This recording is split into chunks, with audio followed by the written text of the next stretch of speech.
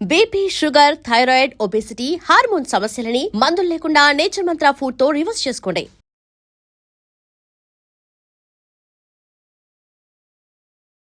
Silk Smitha గారు వెళ్ళిపోయారు. సౌందర్య గారు వెళ్ళిపోయారు. అవును. పాపం. మీకు తలుచుకుంటే బాధైతుంది కదా సార్ చాలా? చాలా. సిల్క్ స్మిత గారు ఎలా ఉండేవారు సార్? చాలా చాలా క్లోజ్‌గా మంచి ఉండేవారు. వ్యక్తి అని అనేవారు. చాలా, చాలా, చాలా. ఆమె ఎవరిని కేర్ చేయదు. హ్మ్. ఎవరికి నమస్కారం పెట్టదు. హ్మ్. కాలు మీద కాలేసుకొని కూర్చుంటది. హ్మ్. కూర్చొని కళ్ళద్దాలు మళ్ళీ. హ్మ్. అందరిని చూస్తుంటది ఇట్లా. నేనడిగిన, బాస్ మీరు నల్ల కళ్ళద్దాలు పెట్టుకుంటారు. కాలు మీద కాలేస్తారు. అది ఎవరొచ్చినా తీయరు. హ్మ్. అంటే మీరు నిద్రపోతారా? లేక అబ్జర్వ్ చేస్తారా? అని అడిగాను నేను. అయితే, అది కాదు బాస్. ఫూల్స్. నన్ను చూస్తారు. ఇలా ఇలా చూస్తారు నన్ను.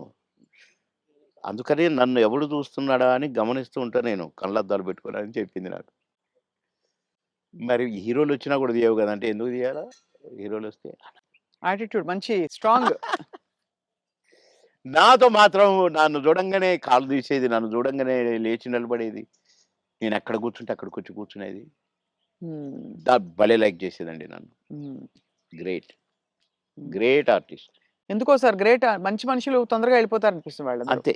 కదా? మంచోళ్ళు తొందరగా అయిపోతారు. కరెక్ట్. హ్మ్. మేము దుబాయ్ పోయినాం ఒక ఫంక్షన్‌కి. హ్మ్. నన్ను బాస్ అని పిలిచేది. హ్మ్.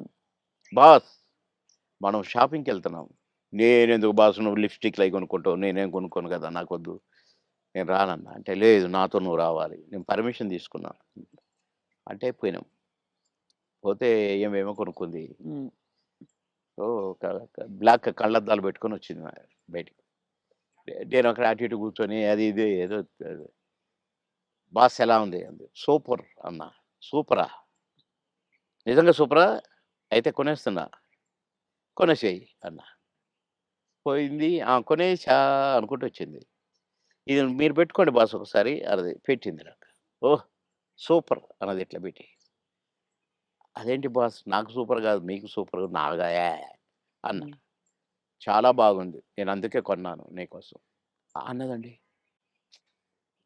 ఆ కళ్ళద్దాలు చనిపోయేదాకా దాచిపెట్టుకున్నాను. మంచిది. చాలా మంచిది. ఆ! అబ్బో! గ్రేట్. కానీ చాలా కష్టాలు, వివాదాలు, ఇక అయి పరిస్థితులు. వచ్చినాయిలెండి. అయి కొంచెం కరెక్ట్‌గా ఉన్నోళ్ళకి వివాదాలుంటాయి. హ్మ్. ఈ ఏ ఎండకు ఆ గొడుగు పట్టేటోళ్ళకుండవు. అదే. వివాదాలు రావు. హ్మ్. ఎక్కడికక్కడే సమసిపోతాయి అవును. అని నా ఉద్దేశం. కష్టమే సార్ మీరన్నది. చాలా అది కానీ మొత్తానికే సార్ మీరు వచ్చి సక్సెస్ సాధించాక 10 సినిమాలు అనంగానే రెమ్యూనరేషన్ అమాంతం పెంచేసారా? లేదండి. మా పీరియడ్‌లో పెంచుడు గించుడు లేదండి అసలు. మా సినిమాకినిచ్చేవారా? కాల్ షీట్లు ఇచ్చేవారా సార్? ఆ రోజుల్లో సినిమాకే గదా! స స లేదండి. కాల్ షీట్సే హ్మ్. 5 రోజులు, 10 రోజులు, 15 రోజులు, 12 రోజులు అట్లా ఉండేది. ఇక కొన్ని మధ్యలో చిలక్కొట్టుడు క్యారెక్టర్‌లు కొన్ని ఉండేది. 1 డే, 2 డేసు అయ్యి డే పర్ డే ఇంతని మొదలైనయి. హ్మ్. మేము ఏనాడు నేను గాని, నా తోటి వాళ్ళు గాని ఇంత తీసుకుంటా, ఇంతిస్తేనే వస్తా అని మేమెప్పుడు అనలేదండి. హ్మ్. నా రేట్ ఇంత అని నేనెప్పుడు అనలేదండి. ఇప్పుడు హుహు. 'మాయలోడు' అంత పెద్ద హిట్ అయిన సాంగ్.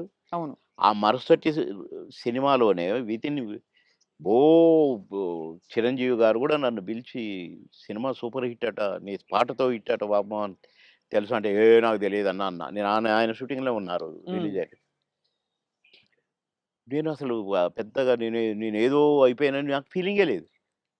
సత్యనారాయణ గారి పక్కన ఏదో పాట కామెడీ అప్పటికప్పుడే సాంగ్ క్రియేట్ అయిపోయింది నాకు. హ్మ్. పెడితే నేను మామూలుగానే పోయినా, చేసినా, వచ్చినా. అంతే తప్ప నేను పాటలకు నేనిప్పుడు సెపరేట్ ఇంత తీసుకున్నా నేను పెట్టమన్నారు నన్ను కొంతమందైతే. హ్మ్. నేను సినిమాకి ఏం తీసుకోండి మీరేమిస్తే అదే అనేదండి. ఆ ఆ ఆ రోజుల్లో ఆ వాల్యూస్ ఉండేవి గదా! వాల్యూస్ మన ఉండేవి. ప్రొడ్యూసర్స్‌గా గూడా ఆ గౌరవం ఇచ్చేవాళ్ళు. అక్కడ గౌరవమే ముఖ్యం తప్ప డైరెక్టర్ల ముందు గాని, ప్రొడ్యూసర్ల ముందు గాని మాకిచ్చే గౌరవమే మా పారితోషికం అనుకునేది. అంతే తప్ప ఏసేద్దాము, పెంచుదాము, లక్షలకు పెంచు అని మేమెప్పుడూ ఊహించలేదండి. అవును. ఏమిస్తే అది తీసుకునేది. కొందరు డబ్బింగ్ జెప్పి బయటకొచ్చినాక క్షమించాలి సార్ మీకు బ్యాలెన్స్ ఇవ్వలేకపోతున్నా అంటే ఓకే ఓకే తర్వాత చూద్దాం అనుకుంటే వెళ్ళిపోయేది. అడిగేది కాదు. ఆ!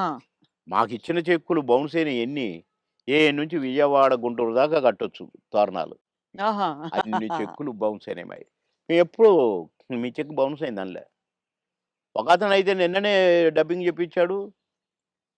డబ్బులు అడిగితే సార్ నేను మా భార్య పుస్తకంతో ఆడబెట్టి నేను డబ్బులు తెచ్చి సినిమా కంప్లీట్ చేస్తున్నా సార్, రిలీజ్ చేస్తున్నా సార్, ఏం చేయాలి సార్, బిజినెస్ కాలేదు సార్ అంటే వద్దొద్దు మీరేం ఫీల్ కాకండి అని వెళ్ళిపోయినా నేను. హ్మ్. పొద్దున్నే వచ్చి ఇంట్లో ఉన్నాడట. మీకోసం ఎవరో వచ్చిండో రోజు ఎవరంటే ఎవరో ప్రొడ్యూసర్ అట. ఏంటండి అని అంటే సార్ క్షమించాలి మీరు నాకు డేట్స్ ఇవ్వాలి సార్. అదేంటి నిన్ననేగా డబ్బింగ్ అయిపోయింది అంటే ఒక ఆఫర్ వచ్చింది సార్ నాకు, అందుకే మీరు మీ డేట్లు కావాలి నాకు, ఆ రోజులు ఇవ్వండి సార్ చాలు, ఇగో అడ్వాన్స్ కవర్. నిన్న డబ్బులు అనొచ్చుగా హ్మ్. అల్లా ఇగోండి సార్ ఈ సినిమా అడ్వాన్స్ అన్నాడు. ఓకే థ్యాంక్ యూ అన్న. డోర్ దాకా పోయిండు, బయటికి వచ్చి అక్కడ వెనక్కి తిరిగి మీరు మహానుభావులు సార్, చల్లగా ఉండాలి, మీరు నిన్నటి డబ్బులు అడుగుతారేమోనని భయంతో వచ్చాను సార్ నేను. అడిగితే ఏదో ఒకటి చెప్పుదాం అనుకున్నా సార్, కానీ అసలు మీరు ఆ టాపికే ఎత్తలేదు, మీరు మహానుభావులు సార్ అన్నాడు.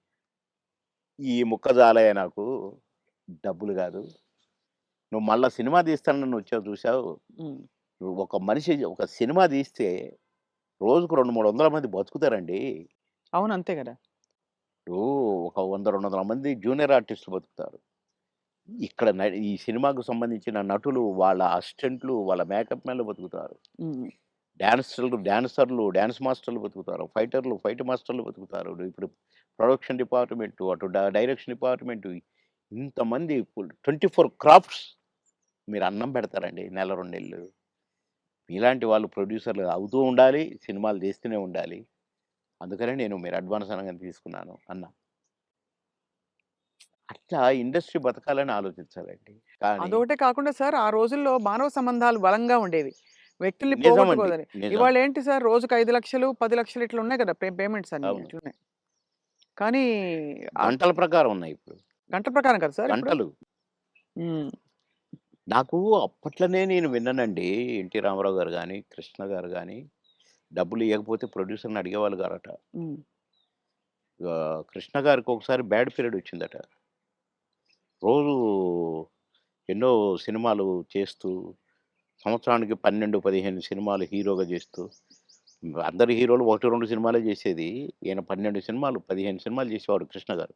హ్మ్. అలాంటోడు అంటే డబ్బులు అడగడట, ఇస్తేనే తీసుకుంటాడట. అలాంటి ఆయనకు సినిమాలు లేకుండా అయినాయి.